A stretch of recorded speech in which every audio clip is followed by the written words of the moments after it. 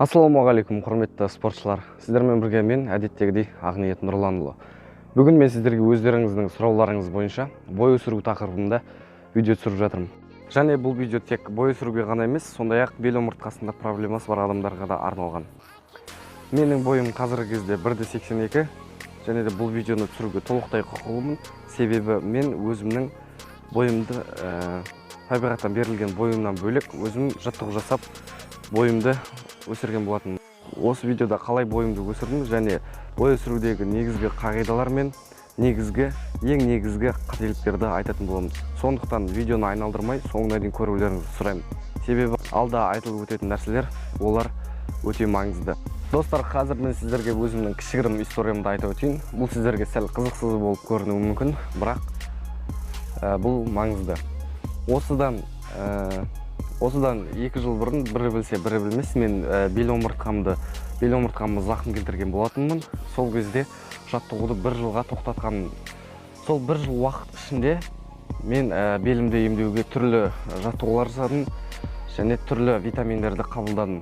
Сол кезде мен белімді емдеп қана қоймай, бойымды да өсіргенмін. Сол кезде қандай жаттығулар жасадым, қалай бойымды өсірдім, соны қазір айтатын боламын. Мен бел омыртқама зақым келгеннен кейін МРТ-ға түскен болатынмын. Сол кезде маған протрузия белімде пайда болған деп айтты, және де бел омыртқадағы омыртқалар бір-біріне былай қажалған, яғни сүйек бір-біріне қажалып сәл кішірейген деп айтты. Содан кейін маған 2 витамин жазып берді. Ол витаминдердің бағасы қазір білмеймін. Ол кезде 5.000 теңгенің көлемі болған. Қандай витамин екенін атын қазір ұмытып қалдым. Егер де сондай витамин алғыларыңыз келсе, оны дәрігердің кеңескендеріңіз дұрыс. Сол витаминді жазып берді, және де мен сол витаминдерді іштім, және белді жазатын, яғни белді созып, бой өсіруге арналған жаттығуларды жасадым. Сол кезде өтірік айтпасам, менің бойым 1 айда 5-6 сантиметрге өсті.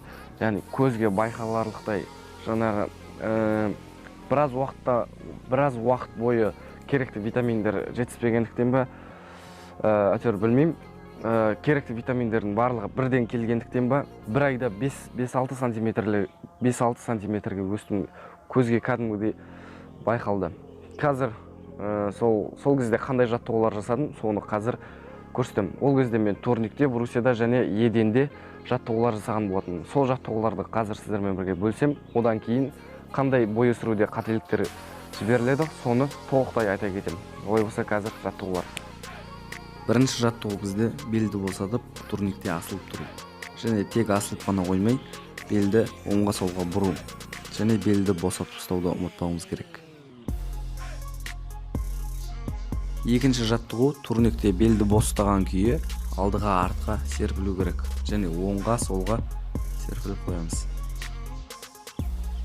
Және үшінші жаттығу брусияда орындалады. Дәл турниктағыдай белді босатып алдыға артқа серпілеміз. Және брусиядағы екінші жаттығу дәл турниктағыдай белді босатқан күйі оңға солға бұрыламыз. Және көп адамның жіберетін қателігі бұл созылу жаттығуларынан кейін жерге секіріп түсу. Секіріп түспей, жай осылай түсу керек. Көп адам осы турникте де осылай жерге секіріп түседі. Дұрысы осылай жерге жай аяқпен түсу. Ал егер де сіздің бойыңыз турниктен қысқа болса, осындай бір зат қойып, содан жай түсуге болады. Еденде орындалатын жаттығу. Қолымызды жоғары көтеріп, белімізді жерден көтермейміз. Белді барынша созып, оңға солға бұрыламыз.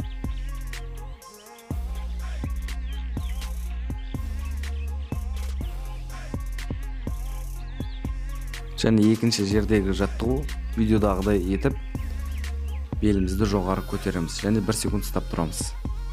Едендегі үшінші жаттығу бұл видеодағыдай жауырынды жерден көтермейміз. Және аяғымызды оңға солға тигіземіз. Жауырын жерге тақалып көтерілмей тұру қажет. Достар, қазір мен бой өсіруге арналған жаттығуларды көрсеттім. Егер сіз тек осы жаттығулармен ғана шектеліп қойсаңыз, сіздің бойыңыз өспей қалуы мүмкін. Мұнда тағы бір ескере кететін нәрсе, ол сіздің ұйқыңыз қанық болу керек. Түнгі 3-4-ке дейін ұйықтап, күніне 4-5 сағат ұйықтайтын болсаңыз, онда сіздің бойыңыз өспеуі мүмкін. Ол сіздің бойыңыздың өсуіне кері әсер тигізеді. Және де жақсылап тамақтанып, ағзаға керекті витаминдерді жеткізіп отырсаңыз, және де мен айтқан осы жаттығуларды жасасаңыз, сіздің бойыңыздың өспеуіне еш кедергі жоқ. Олай болса, достар, менің видеом өз соңына келіп жетті. Егер де видео ұнаған болса, лайк басып, қояр сұрақтарыңыз болса, пікірге жазып, егер де арнаға жазылмаған болсаңыз, арнаға жазылып, достарыңызбен бөлісіп, арнамды, видеомды қолдай кетіңіздер. Алда менен қызықты контент күтіңіздер. Сол қызықты контенттің бірінде жүздескенше аман сау болыңыздар.